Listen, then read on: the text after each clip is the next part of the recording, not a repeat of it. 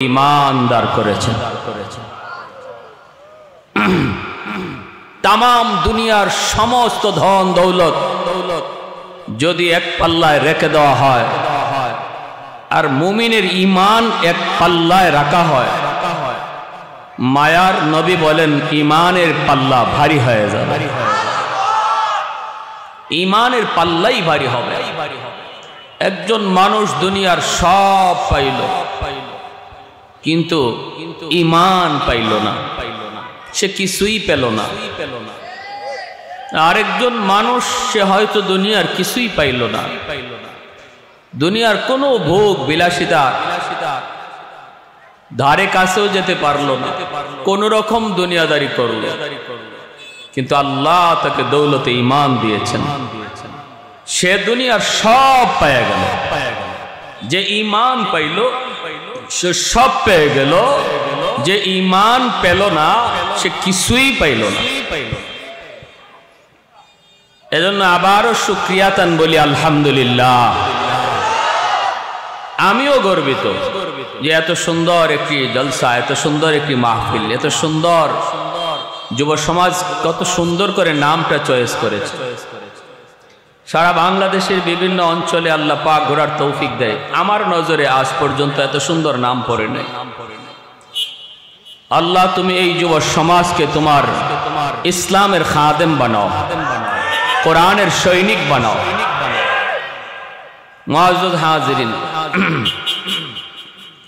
পবিত্র কোরআনুল কারীমের সূরাতুত তিন এই সূরাতুত তিন থেকে একখানা আয়াতে কারীমা আমি বরকতের খাতিরে তিলাওয়াত করেছি মায়ার নবীর অসংখ্য হাদিস থেকে একখানা হাদিসে পাক বরকতের খাতিরে পাঠ করেছি আল্লাহ পাক আমাকে ইখলাসের সাথে কিছু কথা বলার এবং সবাইকে আমলের নিয়তে শোনার তৌফিক দান করুন আল্লাহ রাব্বুল আলামিন পবিত্র কোরআনের সূরাতুত তিন 30 নম্বর পারার একখান সূরা এই সূরার শুরুতে আল্লাহ চারটা জিনিসের কসম খেয়ে তিনি একটা কথা বলেছেন সেটা হলো লাকাদ খালাকনাল ইনসানা ফি আহসানি তাকওয়িম আল্লাহ তিনের কসম খাইলেন জাইতুনের কসম খাইলেন তুর পাহাড়ের কসম খাইলেন মক্কা নগরীর কসম খাইলেন খাইয়া আল্লাহ বলেন আমি মানুষকে বড় সুন্দর করে সৃষ্টি করেছি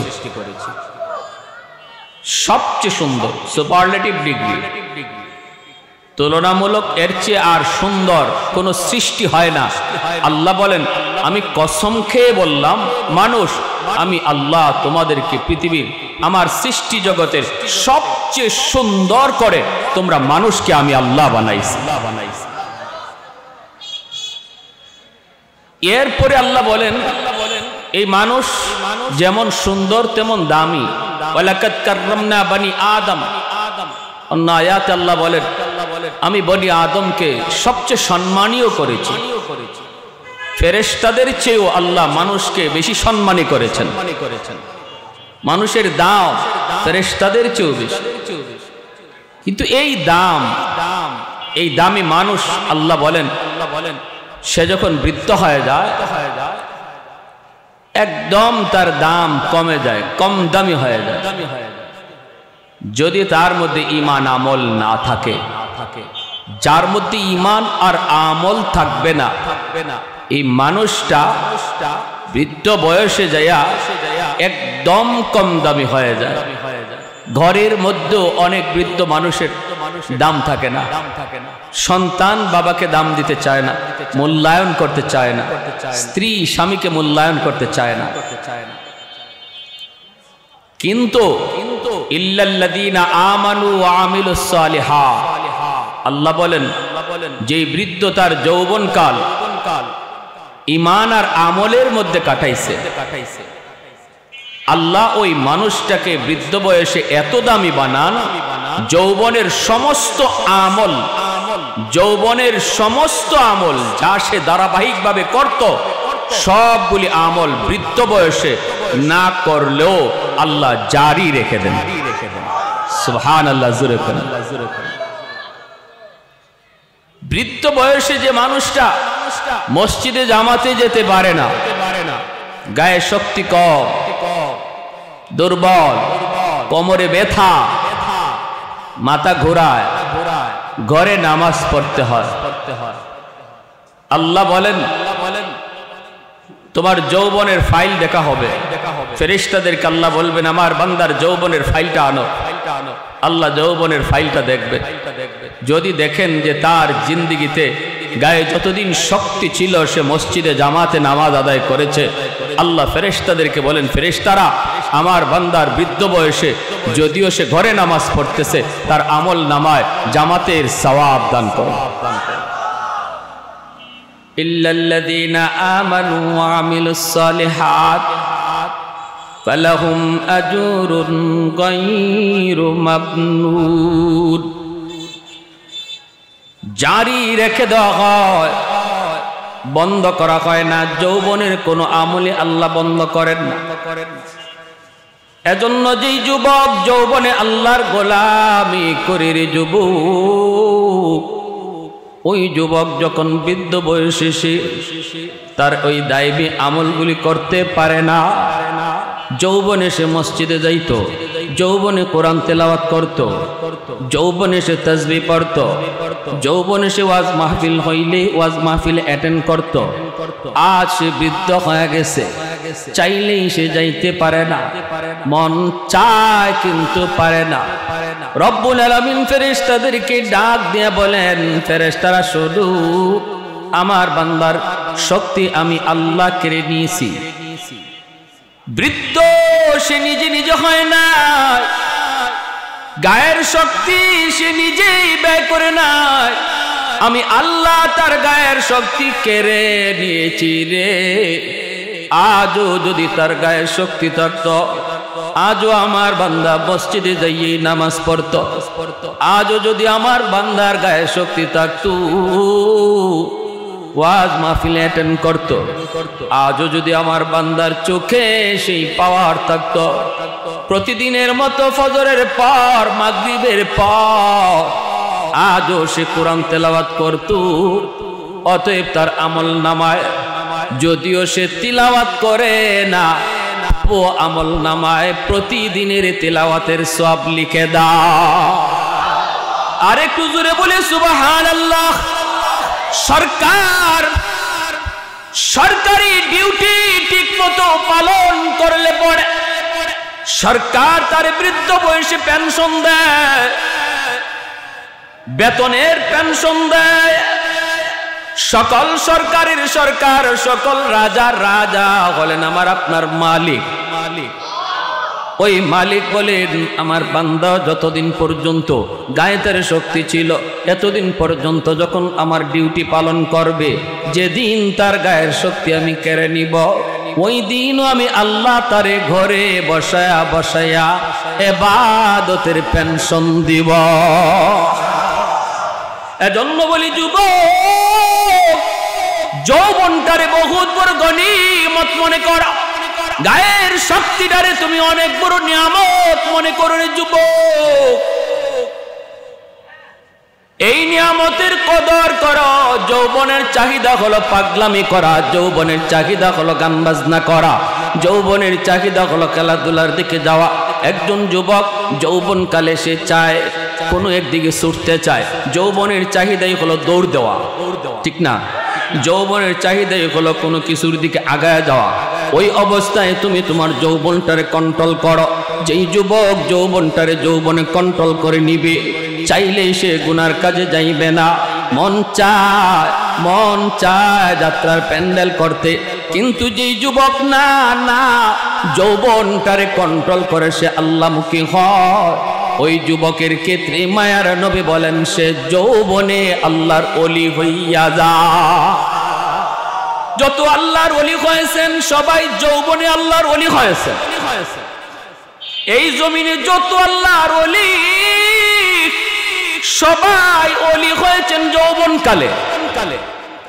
লা ওয়ারাকাল কাফি, নবী বলেন যে মানুষটার গুনাহ করার শক্তি আছে এরপরও গুনাহ করে না, যার গুনাহ করার সামর্থ্য আছে এরপরও গুনাহ করে না, চাইলেই সে গুনাহ করতে পারে এরপরও করে না আল্লাহর ভয়ে।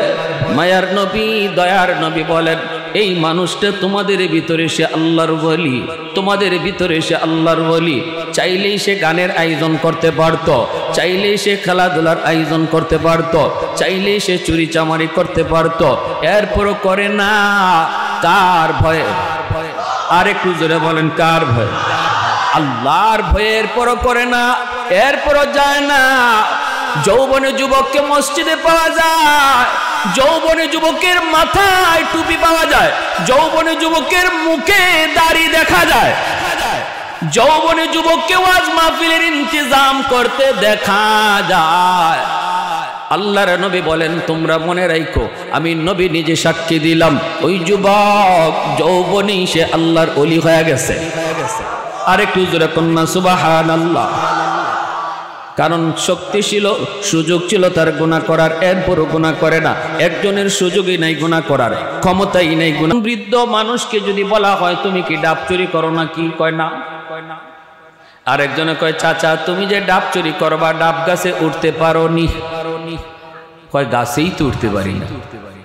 তো গাছেই উঠতে পারো না, ডাব চুরি করো না।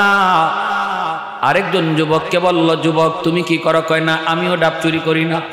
তুমি ডাব গাছে উঠতে পারো নি? যুবক কয়, আমি শুধু গাছে উঠতে পারি বিষয়টা এমন না হুজুর, আমি গাছে বৈশা ডাব খাইতেও পারি। ঠিক না? তাহলে দুইজনের ভিতরে বেশ কম আসেনি না নাই? একজনের ক্ষমতাই নাই, আর একজনের ক্ষমতা আছে এরপরও করে না। এই কথাটাই নবী বলেন, লা ওয়ারা কাল কাফি।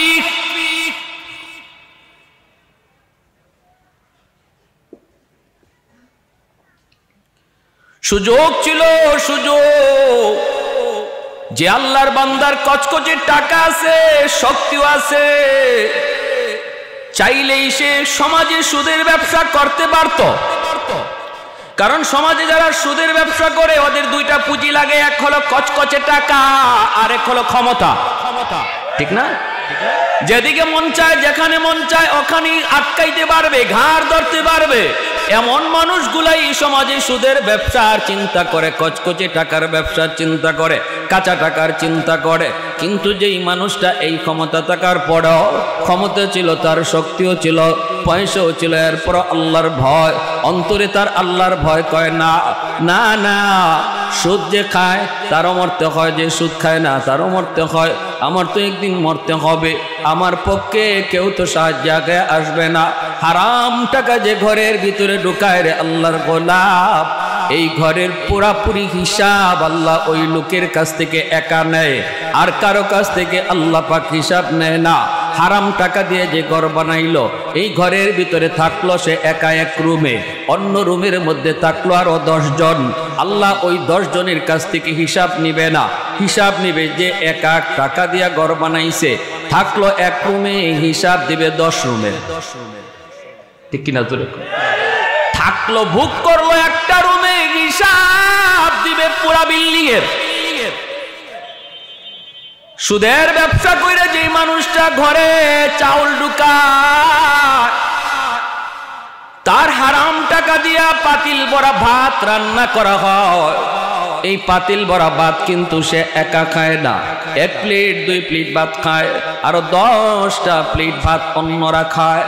কিন্তু আল্লাহ পাক রব্বুল আলামিন হাসরের মাঠে তার কাছ থেকে পুরা পাতিলের ভাতের হিসাব নিবে। খাইলো 10 জনে, হিসাব দিবে একা। এই বুঝটা, এই কথাটা শোনার পরেও যেই মানুষটা সুদ খাবে, ঘুষ খাবে, হারাম টাকা ঘরে ঢুকাবে, বলুন তো এই মানুষটা বুদ্ধিমান না বোকা?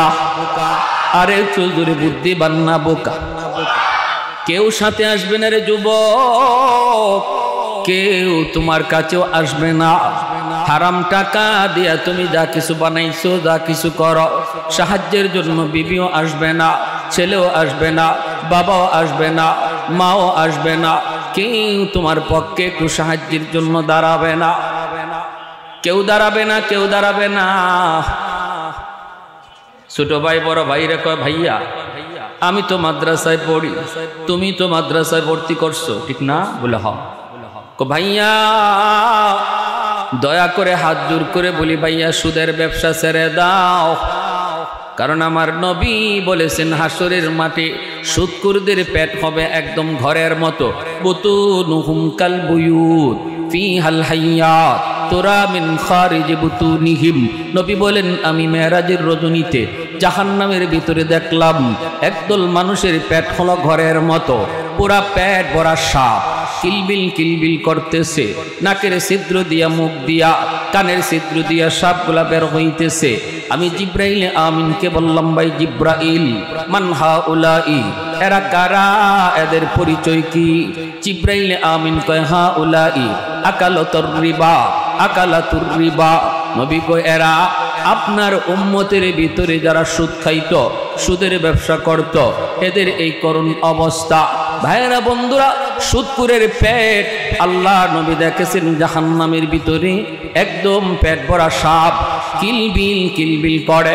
আমাদের সিলেট অঞ্চলে একটা মানুষ, ভাইয়েরা বন্ধুরা, একটা বাজার, বলবো না সে বাজারের নাম, এই বাজারে একজন প্রসিদ্ধ এমন সুদখোর ছিল, সুদের ব্যবসা করত।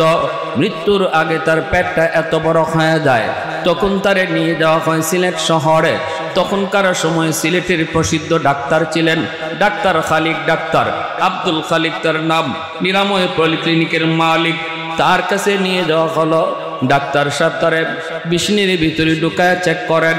চেক কইরা ডাক্তার দৌড় দিয়া কয়, কারা কারা তোমরা এসেছো গো, তাড়াতাড়ি করে আমার হাসপাতাল থেকে তারে নিয়ে বের হও, কারণ আমার মেশিনে তার পেটের ভিতরে এমন এক সাপ ধরা পড়েছে, এমন বিষাক্ত সাপ আমি জীবনে কোথাও দেখি না। আমার নবী বলেছেন জাহান্নামে তার পেটের ভিতরে সাপ। আল্লাহ বাস্তবে দুনিয়াতে দেখায় দিলেন, মৃত্যুর আগেই তার পেটের ভিতরে এক সাপ, বিষাক্ত সাপ। ডাক্তার সাহেব কই, তাড়াতাড়ি আমার কাছ থেকে বের হও, এমন সাপ বের করা আমার পক্ষে সম্ভব নয়। ভারতের মাদ্রাজ নিয়ে যাওয়া হলো। মাদ্রাজের ডাক্তাররাও বলতেছে আমাদের মেশিনও সাপ ধরা পড়ছে, এই সাপ বের করা আমাদের পক্ষে সম্ভব নয়, তাড়াতাড়ি করে তোমরা বাংলাদেশে ফেরত যাও। এই মানুষটা পেটের মধ্যে এই সাপ লইয়াই মরল। এই অবস্থায় তারে কবরে রাখা হলো। ওতে ভাইরে, কার জন্য তুমি কি করতেছো রে আল্লাহর গোলাম? কার জন্য তুমি কি করতেছ? হারাম টাকা করে ঢুকাইয়া নিজের পেটের মধ্যে সাপ লইয়া কবরে যাইতেছ। ইয়াউমা ইয়াফিরুল মারউ মিন আখিহি ওয়া উম্মিহি মিনহুম ইয়াউমা ইযিন শা'নু ইউগনি। আল্লাহ পাক রব্বুল আলামিন কয়, তোর মা সেদিন তোরে চিনবে না, তোর বাবা সেদিন তোরে চিনবে না, আদরের স্ত্রীটা সেদিন স্বামীকে চিনবে না, কলিজার টুকরা সন্তানও সেদিন বাবার পরিচয় দিবে না। তাহলে কার জন্য তুমি কি করতেছ? হারাম টাকা করে ঢুকাইয়া ছোট ভাই ডাক দিয়া কয়, ভাইয়া দুহাই দুহাই, ভাইয়া তুমি সুদের ব্যবসা ছেড়ে দাও। আমারে মাদ্রাসায় পড়াইতেছো, আবার তুমি সুদের ব্যবসা করো। কেউ তোমার পক্ষে আসবে না, কেউ তোমার বিপদে পাশে দাঁড়াবে না। বড় ভাই কয়, তুই পণ্ডিতি করিস না, মাদ্রাসা খালি গেছো, আরো কিছু পড়ো। ছোট ভাই কয়, ভাইয়া বিপদে পড়লে আব্বা তোমার পাশে আসবে না, আম্মা পাশে আসবে না, ভাবি পাশে আসবে না, ভাতিজা পাশে আসবে না, আমি তো নাউই, আমি তো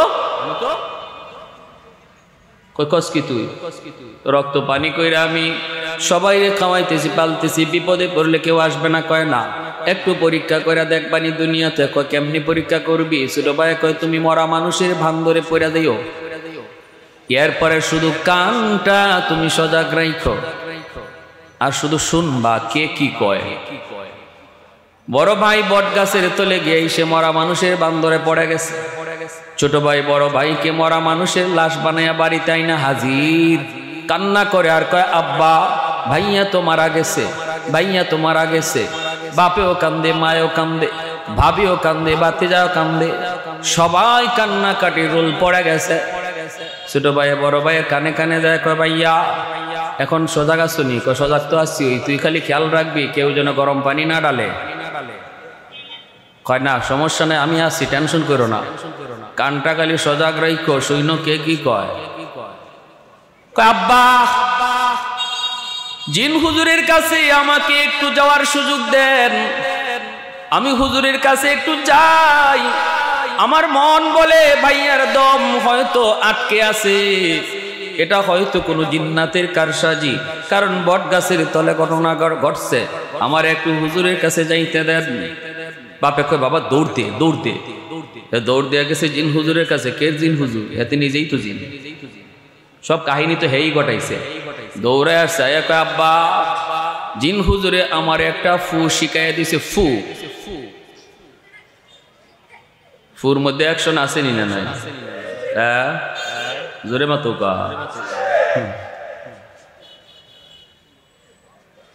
ফখরে বাঙ্গাল রহমতুল্লাহি আলাইকে এক নাস্তিকে কয় হুজুর মানুষে আর কত ধোঁকা দিবে? কিছে কই যে মানুষ কয় হুজুর একটা ফু দেন, আর আপনি একটা ফু মাইরা দিলেন, একটা বাতাস দিলেন, এই বাতাস দিয়ে কি হইল? মানুষ আর কত এমন ধোঁকা দিলেন হুজুর? আল্লাহর ওয়ালি কয় তুমি ফুতে কি হয় বুঝো না। কয় ফুতে কি হইব? এটা একটা বাতাস, এটা হইব কি আবার? ট্যাবলেটও না, ইঞ্জেকশনও না। তো আল্লাহর ওয়ালি কয় বাতাসে কি হয় তুমি বুঝো না? কয় না বুঝি না।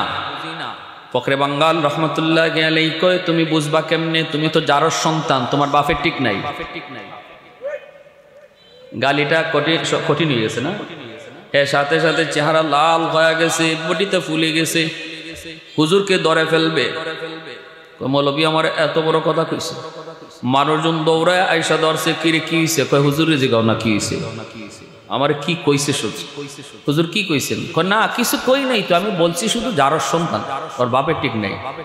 মানুষে কয় হুজুর একটু বেশি হয়ে গেছে। হুজুর কয় আমি বেশি বোঝানোর জন্য কই নাই, আমি তারে মূলত একটা জবাব দিছি। জবাব সে বাতাসে কি হয় বুঝে না, এটা বোঝানোর জন্য একটা বাতাস ছাড়ছি। বুঝছেন কথাটা? বাতাসে কি হয় সে বুঝে না, এজন্য তার একটা বাতাস ছাড়ছি। আমি কি তারে মারছি? এই তোমার হুজুরে মারছে? কয় না। কয় দেখেন আমি মারিও নাই, হাতও তুলি নাই, তার চেহারা লাল হয়ে গেছে, বডি ফুলে গেছে। কি করলাম? একটা বাতাস ছাড়লাম, তাও কি নাপাক বাতাস। একটা নাপাক গালির বাতাসে যদি তার চেহারা লাল বানায় দেয়, বডি ফুলাইয়া দেয়, বডিতে যদি এমন আসর করে একটা নাপাক বাতাসে, আল্লাহর কালাম পাক পাক কালাম পইরা বাতাস দিলে যে অ্যাকশন হয় এটা বুঝাইলাম। কি বুঝলেন? পণ্ডিতি সব জায়গায় না, যার যার সাবজেক্টে পণ্ডিতি কইর, ঠিক কিনা জোরে কর। সাবজেক্টের বাইরে আইসো না, সাবজেক্টের বাইরে আইসা লাভ নাই। আমাদের সিলেটের নুরুদ্দিন ঘরপুরি রহমতুল্লাহি আলাইহি, সিলেটি মানুষ এখানে আসেননি? একজন পাইছি, দুইজন, মাশাআল্লাহ আছে, বেশ কতজনই আছে। নুরুদ্দিন ঘরপুরি রহমতুল্লাহি আলাইহি বহুত বড় বুজুর্গ ছিলেন, আল্লাহর ওলি। ইনি শনি মঙ্গলবারে ফু দিতেন। ফু মানুষের বোতল নিয়ে। অসুবিধা হইতেছে আপনাদের? বয়ান চলবে ইনশাল্লাহ? আমার তো সব বয়ান সামনেই রয়ে গেছে, আপনাদের আগ্রহ দেখে এখন ডাইনে বামে যাওয়া শুরু করছে। নুরুদ্দিন ঘরপুরি রহমতুল্লাহি আলাইহি শনি মঙ্গলবারে ফু দিতেন। শনি মঙ্গলবারে হাজার হাজার মানুষ, গতকাল মাহফিল গেছে, গর্ব মাদ্রাসার মাহফিল, হাজার হাজার মানুষ জমা হইতো। এখন এতগুলা মানুষের বোতলে হুজুরে ফু দিলেও তো একদিন লাগবে। এজন্য হুজুরে মাদ্রাসার সামনে বিশাল বড় এক পুকুর আছিল, পুকুর। এই পুকুরের মাঝে ফু দিয়ে হুজুর চলে যেতেন আর বলতেন পুকুরের পানি নাও। এই বিশাল বড় পুকুরের মধ্যে ফু দিয়া চলে যেতেন, আর মানুষ পুকুর থেকে বোতল ভরে পানি নিত, এই পানিতে কাজ হয়ে যেত। আল্লাহর কালামে আসর আসেনি না নাই? এক লোক লন্ডন থেকে আসছে, হুজুরের বহুত বড় ভক্ত। আয়া কয় হুজুর আমি বড় আশা করে আসছি, হুজুর আপনার কাছ থেকে আমি এক বোতল পানি ভরা নিমু লন্ডন। তা আল্লাহর ওলি কইতে নিয়ে যাও পুকুরে ফু দিছি তো। কয় হুজুর পুকুরের এক কোনায় আপনি ফু দিছেন, আর এক কোনায় গেল কেমনে? এই ফু ওই কোনায় যায় কেমনে? হুজুর আমার ইয়াকিন হয় না। হুজুর আমার একটু আপনি খাস ভাবে একটা ফু দিয়া দেন, আমি ফানি খান লন্ডন নিতাম। আচ্ছা তা আল্লাহর ওলি কয় তোমার ইয়াকিন হয় না? কয় না হুজুর ইয়াকিন হয়, কিন্তু ইতমিনান কলব হয় না, আত্মার প্রশান্তি হয় না। তা আল্লাহর ওলি বলেছে ঠিক আছে তোমার প্রশান্তি হোক, কেমনে হবে? কয় আমার এই জগের মধ্যে যদি আপনি একটা ফু দেন, কাচের জগ। আল্লাহর ওলি বলেন আমি ফু দিতেছি, তুমি জগ ভালো করে ধরো। আল্লাহু আকবার জোরে কর। উনি বলেন আমি খাস ভাবে তোমারে ফু দিতেছি, তুমি জগ ধরো। কয় হুজুর এটা কি কোন? জগ তো ধরছি। কয় ভালো করে ধরো। কাচের জগ এভাবে ধরছে, আমাদের উস্তাদগণ পাশে ছিলেন যারা দেখছেন। আল্লাহর ওলি হাতে একটা লাঠি থাকতো সব সময়, দাঁড়াইছেন লাঠিটা লইয়া, উঠতে বলেন কই জগানো ধরছ? কই ধরছি হুজুর। আস্তে করে পানিতে খালি একটা ফু দিছেন, সাথে সাথে এই কাচের জগ টাস টাস করে ডেঙ্গে চৌচির পানি নিচে পড়ে গেছে। আল্লাহ আল্লাহর কালামে আসর আসেনি না? না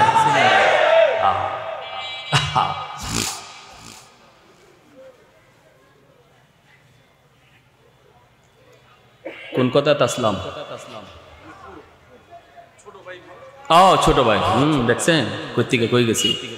কয় হুজুর আসছে আয়সা, কয় আব্বা জিন হুজুর একটা ফু শিখাইয়া দিছে, এই ফুটা ভাইয়ারে দিলেই ভাইয়া জিতা হয়ে যাইব। বাপে কয় তাড়াতাড়ি ফু দে। আব্বা হুজুর একটা শর্ত লাগাই দিছে। শর্ত? কয় কি শর্ত? হুজুরে বলছে এই ফুটা তোমার ভাইয়ের শরীরে দিলে ভাই জিতা হবে 100%, তবে এর আগে একজন জিতা মানুষের শরীরে ফুটা দেওয়া লাগবে। এই জিতা মানুষটা ফু খাইয়া হে জিতাও থাকতে পারে, মরতেও পারে, তবে মরার সম্ভাবনা বেশি না, কম, জিতার সম্ভাবনাটাই বেশি। এখন ছোট ভাই বাপরে কয় আব্বা এত কষ্ট করে আমার ভাইয়ের সংসার পালার জন্য যখন জাল, আর বড় ভাইরে কয়ে গেছে খালি কান খাড়া রাখো, কে কি কয় শুনবা। বাপে এই ফুটা খাইলে মরে যাব, এটা কি 100%? না, সম্ভাবনা আছে, তবে এটা মরার সম্ভাবনা খুব কম, জীবিতই থাকবে। এরপরও বাপে কয় রাখ, আমার গায়ে ফু দিস না, ওর বউরে ডাক। শুরু হইছে এখন পালানি, ওর বউরে ডাক। আস্তে করে কানের কাছে ভাই শুনছুনি আব্বা কিতাব হইছে? শুনছি। ভাবি ও ভাবি কান্দ না, কান্দ না গো ভাবি, ভাইয়া জিতা হইব। একটা ফুল হইয়া আইছি জিন হুজুরের কাছ থেকে, ফুটা দিলেই ভাইয়া জিতা হয়ে যাইব। কিন্তু ভাবি গো ফুটা তো একদম জিতা মানুষের শরীরে আগে দেওয়া লাগবে। আব্বারে বলছিলাম, আব্বা রাজি হয় না। ভাবি তুমি রাজি আসনি? এত কষ্ট করে ভাইয়ে, এত মায়া করে, এত মহব্বত করে তোমাকে ঈদে ঈদে তোমারে শাড়ি কিনে দেয়, যখন যা চাইছো অলংকারের গাট্টি আর গাট্টি, যত যা কিছু চাইছো সব তোমাকে দেয়, এত মহব্বত করে ভাইয়ে। ভাবি গো তোমাকে এই ভাইটারে বাঁচানোর জন্য তোমার গায়ে ফুটা দিমুনি। এমনি ভাবি কয় যেখানে আসো এখানে খাড়াও, সামনে আইও না, যে মরছে হে ওই মরুক। কি জবটা দিছে? এমনি দাঁড়ে গিয়া কয় ভাই বাবির কথা শুনছনি? শুনছি। তুই খালি খেয়াল রাখিস কোনোটা যেন গরম পানি না ডালে। কয় না আমার এই ব্যবস্থা আছে, তুমি ইড্ডর ডরাইও। বাতিজা কান্দ না, ম্যাট্রিক পরীক্ষা দেওয়ার আগেই মোবাইল চাইছো, এত মোটা মোবাইল। আমার ভাই তোমার মোবাইল কিনে দিছে, পাস করলে পরে তুমি দাবি করছো বাইক পালসার দিবে, এটাও দিবে। কিন্তু বাতিজারে তোমার এই আব্বারে বাঁচানোর জন্য ফুটা তোমার গায়ে দিমুনি। তোমার দাদা রাজি না, তোমার দাদি রাজি না, তোমার মা রাজি না, তুমি নি রাজি আছো বাতিজা। একটু ফোঁটা তোমার গায়ে দিমুনি একটু কও। এমনি বাতি যায় কয় চাচা আজকে থেকে তুমি আমার আব্বা, তাও ফু দিও না। মরা বেটা উঠতে দিছে দৌড়, এক দৌড়ে মাদ্রাসা গিয়া কয় হুজুর মাপ চাই, জীবনে আর সুদ খাইমু, বুঝে ফেলছি আমি, আমার লাগে কে কদ্দুর করব, আমি অত বুকার মতো সবরে খাওয়াইমু, আর ফার গুতা কিল যা আছে সব একা আমি সইমু, দরকার নাই। এজন্যই যে মানুষ হারাম ঘরে ঢুকায় এই কথা বোঝার পরেও যে সব হিসাব তার, আর যারা খাইতেছে ফাও ফাও খাইতেছে কারো হিসাব দেওয়া লাগবে না, 10 জনের হিসাব সে একা দিব, এই কথা জানার পরও যে মানুষ হারাম টাকা দিয়ে ঘর বানাইতেছে, হারাম টাকা দিয়ে ঘরের মানুষকে খাওয়াইতেছে, এর মতো দুনিয়াতে বুকা আর কেউ নাই। আওয়াজ দিয়া বলেন ঠিক কি না? এজন্য আমার ভাইরা মনোযোগ দিয়ে শুনো, আল্লাহর গোলাম বাইরের জন্য খেয়াল রাখবা, কোনদিন হারাম টাকা দিয়ে নিজে ইচ্ছে করে বোঝা মাথায় নিব। ব্যবসা করে যেই মানুষটা ব্যবসা করলো, যেই যুবক ভালো করে তার সুযোগ ছিল সুদের ব্যবসা করার, এরপরও সে সুদ খায় না, আল্লাহর ভয়ে 5 ওয়াক্ত নামাজ এসে মসজিদে যায়, আজান হলে পরে শাটারটা বন্ধ করে দেয়, মাপে কম দেয় না, মিথ্যা কথা বলে না, না বেজাল মাল কোনোদিন ভালো কয়া বিক্রি করে না, বেজালটারে বেজাল কয়, ভালোটারে ভালো কয়, 100% সততার সাথে যেই ব্যবসা করে যেই যুবক, এই যুবক যখন আজান হলে মসজিদে যায়, ওই দোকানদার যখন আজান হলে মসজিদে যায়, আল্লাহর নবী রহমতের নবী বলেন তার সুযোগ ছিল মিথ্যা বলার, সুযোগ ছিল মাপে কম দেওয়ার, এরপরও যে করে না, তোমরা মনে রাখো আমি নবী বললাম সে তোমাদের মধ্যে আল্লাহর ওলি। লা ওয়ারাকাল কাফি, লা ওয়ারাকাল কাফি। এজন্য বলতেছি যুবকদের জন্য আল্লাহর ওলি হওয়া বড় সহজ, যুবকদের জন্য আল্লাহর ওলি হওয়া সহজ। যদি সে যৌবনে আল্লাহর গোলামি করে, আল্লাহর গোলামি করে রে যুবক, যেই যুবক যৌবনে আল্লাহর গোলামি করে, এই যুবকের সেজদার দিকে তাকাইলে আল্লাহ জমিনের প্রতি মায়া লেগে যায়। আল্লাহ পাক রব্বুল আলামিন হাদিসে কুদসিতে বলে, প্রতিদিন জমিন আমি আল্লাহর কাছে আবদার করে ইয়া রাব্বি আবতালিউ ইবনা আদম ফি কারি, ওগো মালিক মন চায় জমিনের জালেমগুলিকে আমি গিলে ফেলি, গুনাহগারগুলিকে আমি গিলে ফেলি। যেই পরিমাণ জুলুম হয়, যেই পরিমাণ অত্যাচার হয়, যেই পরিমাণ গুনাহ হয়, আমার জমিন আমি আর বরদাস্ত করতে পারি না। আসবিরু ইলা মাতা আসবিরু, আর কত কাল আমি জমিনের উপরে এই গুনাহ দেখব, জমিনের উপরে এই অত্যাচার সইব। আল্লাহ অনুমতি দাও, আবতালিউ ইবনা আদম ফি কারি, আমি জমিন আমার উদরে সবগুলিরে গিলে ফেলি। আল্লাহ কই কেন? কইলি আন্নাহুম ইয়ারযুকু বিরিজকিকা ওয়া ইয়াসিকা ওয়া ইয়ারজুলু বিরিজলাইকা ওয়া ইয়াসিকা ওয়া ইয়াতাকাল্লামু বিলিসানিকা ওয়া ইয়াসিকা। আল্লাহ তোমার দেওয়া হাত দিয়া তোমার নাফরমানি করে, আল্লাহ তোমার দেওয়া পা দিয়া তোমার নাফরমানি করে, তোমার দেওয়া জবান দিয়া সে নাফরমানি কথা কয়। আসবিরু ইলা মাতা আসবিরু, আমি জমিন আর কতকাল বরদাস্ত করব, অনুমতি দাও, অনুমতি দাও। এমনি ভাবে আল্লাহ পাক কয়, আলা কুল্লা ইয়াউমিন ওয়াল আরদা ইস্তাজিলু রাব্বাহু, আলা কুল্লা ইয়াউমিন ওয়াল মালাইকাতু ইস্তাজিলু রাব্বাহু, আলা কুল্লা ইয়াউমিন ওয়াল বাহরা ইস্তাজিলু রাব্বাহু। এমনি ভাবে ফেরেশতারা পর্যন্ত আবদার করে, মালিক জমিনের দিকে তাকাইলে বড় কষ্ট লাগে, অন্যায় হয়, অত্যাচার হয়, জুলুম হয়, গুনাহ হয়। আল্লাহ আমরা ফেরেশতারা আর কত সইব, আর কত দেখব। এমনি ভাবে আলা কুল্লা ইয়াউমিন ওয়াল বাহরা ইস্তাজিলু রাব্বাহু, আল্লাহ বলেন সাগর মহাসাগর গুলিও প্রতিদিন আল্লাহর কাছে এই আবদার করে। সাগর ডাক দেয়া, মালিক আমি সাগর, তুমি আল্লাহর কত বড় কুদরত, কত বড় কুদরত, কিন্তু এই কুদরত দেখার জন্য কিছু নাফরমান সাগরের পারে আইসা কত নাফরমানি করে। আমি সাগর আর কত দেখব, আমি সাগর আর কত সইব। আল্লাহ অনুমতি দাও। রব্বুল আলামিন কয়, এরে জমিন বরদাস্ত কর, চুপ হ।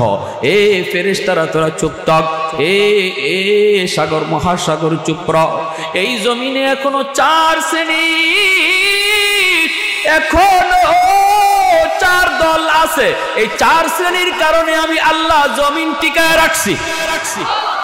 লাউলা মাশাইখু রুক্কা والشباب خشا والأطفال ردا والأنعام ردا لجعلت السماء حديدا والأرض خفصفا والتراب رمادا وما أنزلت من السماء قطرا وما أنبت من الأرض نباتا بل أنزلت عليكم العذاب صبا। আল্লাহ পাক রব্বুল আলামিন বলে, এই জমিনের ভিতরে এখনো কিছু আমার বৃদ্ধ বান্দা বান্দি রয়েছে যাদের কোমরে ব্যথা, হাঁটুতে তার ব্যথা, কোমরে ব্যথা, হাঁটুতে ব্যথা। এরপরও আমার বান্দা টুকটুক টুকটুক করে আমি আল্লাহর ঘর মসজিদে চলে যায় রে, সেজদা দিতে তার কষ্ট হয়। এরপরও আমি আল্লাহর কদমে সেজদা দেয়, মাথা ঝুঁকাইলে আর মাথা তুলতে পারে না, তবু আমার কদমে সেজদা দিয়া মাথা ঝুঁকায়। তার ওই মাথা ঝুঁকানি দেখলে এই জমিনের প্রতি আমি, তাহলে সে যদি পারে তুমি কেন পারবা না? এ যুবক, তোমার দিকে আমার আল্লাহর কুদরতি নজর, আমার মালিকের কুদরতি নজর। আল্লাহ কয়, এই জমিনের ভিতরে এমনও কিছু যুবক পাওয়া যায় যে যুবকগুলি আমি আল্লাহকে ডরায়, যেই যুবকগুলির যৌবনে আমি আল্লাহকে ভয় পাই। ওরা যখন যৌবনে আমি আল্লাহর কদমে সেজদা দেয়, এই যুবকগুলির সেজদার দিকে তাকাইলে গুনাহগার জমিনের প্রতি আমার মায়া লেগে যায়। ওয়াল আনআম রুত্তা, আল্লাহ পাক বলে আরেকটা শ্রেণী হলো জমিনের ভিতরে পশু পাখি আছে, এদের কোনো গুনাহ নাই, অন্যায় নাই, অপরাধ নাই। আসমানি গজব, জমিনি গজব যদি জমিনে নামে, পশু পাখিগুলি এই আযাব গজবের শিকার হয়ে যায়, অথচ এদের উপরে কোনো শরীয়ত নাই, শরীয়তের কোনো বিধিবিধান নাই। এদের দিকে তাকাইল জমিনের প্রতি মায়া লেগে যায়। আল্লাহ পাক বলে 4 নম্বর দল হলো ওয়াল আতফাল রুদ্দা, জমিনের ভিতরে কিছু শিশু বাচ্চা আছে, প্রতিটা বাপ মার কিছু শিশু বাচ্চা আছে। এই শিশু বাচ্চাগুলির উপরে শরীয়তের বিধান নাই। আমি আল্লাহর পক্ষ থেকে শিশু বাচ্চাগুলির উপরে হালাল হারামের বিধান নাই, জায়েজ না জায়েজের কোনো বিধান নাই।